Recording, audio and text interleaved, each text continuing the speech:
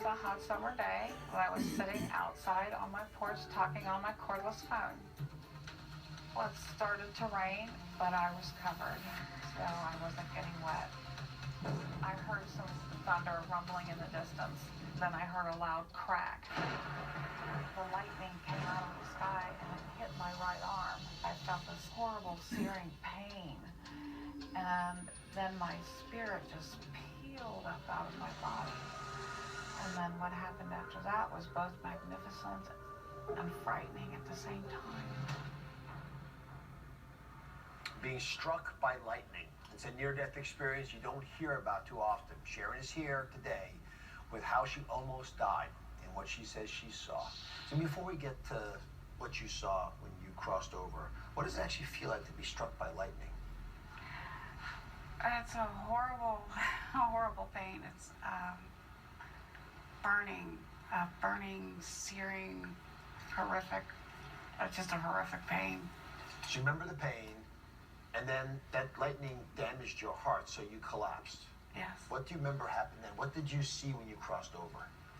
Well, my spirit just peeled up out of my body, and I went into my house, and it was my house, but nothing in my house was my stuff.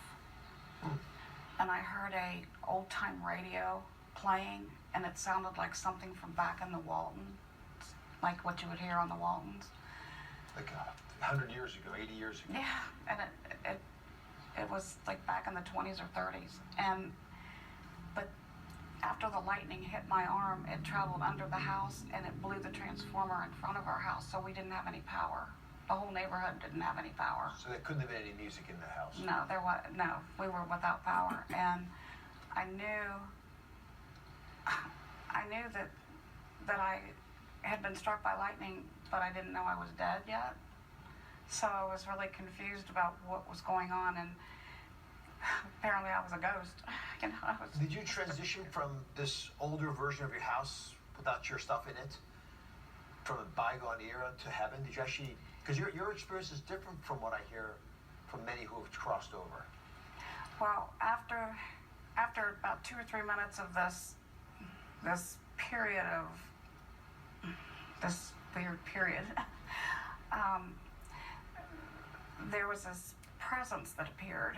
It was a huge, huge loving presence. It was formless presence, and it just filled me full of this unbelievable love like I'd never ever experienced in my life. And I went from being in this house that I knew was my house and didn't have anything in it that belonged to me, to going into these beautiful pink and gold clouds. And I didn't go up or down, I went sideways. And we moved very, very quickly through these pink and gold clouds. And at the end of the pink and gold clouds, I was in this beautiful garden. And it was the most magnificent garden that I've ever seen in my life. The colors were so rich and vibrant. And the pinks were pinker and the reds were redder. And the air was so soft and sweet. You saw 2 people there. Yes. When I first got into the garden, these 2 young men greeted me, and they were at first I thought they were angels, but then it hit me. They were my 2 brothers who had died as babies, and they were fully grown men, and they looked just like my dad when my dad was a young man. And I had my life review, and it was like watching an old-fashioned movie on an old-fashioned movie reel. It was a black and white movie. And it was from everything from the time I was born until the time I died. Why didn't you stay there? Why did you come back? I didn't really have a choice. It was, I had to come back, and I don't know why. Let's talk about that. But like Tricia, Sharon says she has lingering questions. So let me bring our grief counselor back, Anna Raimondi. Wait, now, first of all, this story, elements of it are recurrent, elements that are very different. So what do you make out of this? How do you make sense of it for us? And I'm especially curious about why she was sent back. Well, she was sent back also for the same reason, to tell her story. And it may not, it may not be standing on a podium. It may be in community. Are you very religious? Are you very religious? Because I feel like it also moves through religion. Who's Kathleen, Catherine, and Mary? My mother. And who's the Catherine or the Kathleen? My mother is Mary Catherine. Okay, is your grandmother Catherine? Okay, because I know these are two separate people, okay? They're very much around you on your journey, okay? And also trying to heal you, from some of the things that are affecting you. And they're very much around the little boy. Do you have a little son or a grandson? Okay, so Okay, his name begins with a C or K. Connor. Okay, they're What's very... the name? Connor. Connor. They're very much around him.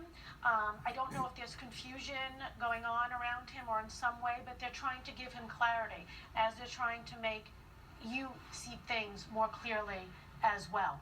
Okay? Yeah, her experience was a little bit different, but I also feel like it was a different kind of trauma. Who's Jerry? Jerry's my dad. Is he living? Yeah. Because your mother's saying, I love him, I love him, I love him. Please be around him. Does he live close to you? Yeah, a few blocks away. Yeah, I'm with him yeah, all the yeah. time. It's important that you stay around with him because he's still grieving. He's still grieving. He's okay though. I can't even begin to understand how you know this stuff. Although I can tell you, we don't feed any of this information to you, and I'm stunned, but I know that you've talked to many of my producers, and they all feel the same sense of awe that I have sitting here listening to you tell the story. Sharon, as you hear and try to make sense of why this happened to you, how does it affect you? I agree with what she's saying. I mean, I promised God when I was a little girl that I would take care of my parents in their older years, and I was a caregiver for my mother for the last 6 years of her life, as she had Alzheimer's, and I took care of her until she died. And then I took care of my dad for a while after her death, and he's doing very well, and he's very happy now. So your task is to keep doing that, from what I'm understanding. Yeah. I see your mother in a church, by the way. I see her in a church. But she's passed away. No, not Oh, because you she's see- passed away. you see her She's now. praying. Oh, I believe that. Are they Catholic? Mhm. Okay, because it looks like a Catholic church, and she's lighting candles. She wants you to never be afraid. Good advice going forward. Thank you, Anna, for the advice. You're going to hear lots more from Anna on the Dr. Oz podcast. We'll be right back.